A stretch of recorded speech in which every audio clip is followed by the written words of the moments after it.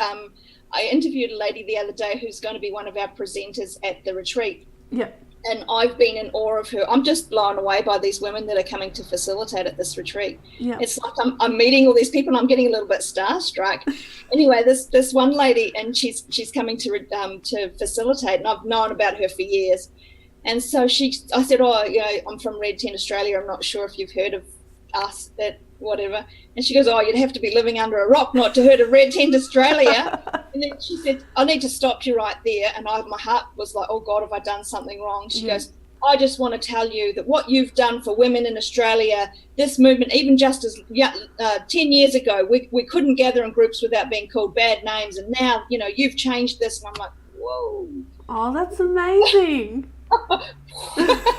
And that little bit of validation makes you feel really good, doesn't it? Yeah, that's exactly it. The validation, and also just the fact that I'm on the right path. That when you've got, as I said to you in that other video, that when you know where you're going, you just got to wait for the right people to show up, and then it's you being clear about your goals and boundaries and everything else, and then people will see that as well.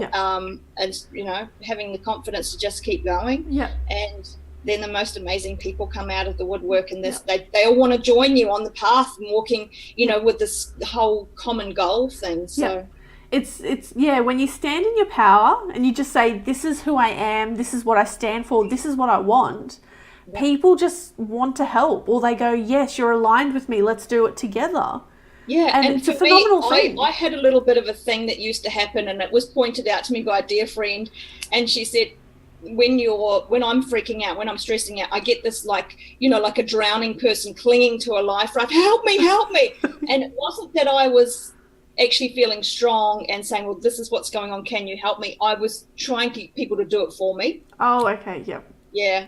And that yeah, there's not a whole lot of respect there if somebody comes to help you and you just dump it on them, whether it's your issues or whatever it is. So for me, I need to learn how to do it for myself, and that's when whether it's technology or whatever the challenges are presenting, I need to learn it for myself. And somebody might need to show me, and you've shown me tons, but I need to figure it out and then do it for myself. And then if I need help, then I know exactly what to ask for. I'm not saying, here, can you do that? Absolutely. And then you can appreciate when somebody does do the task, know what they're doing, but you know how to do it yourself. And it's not that you need to be answering, whatever it is, doing the Facebook or MailChimp or any of that.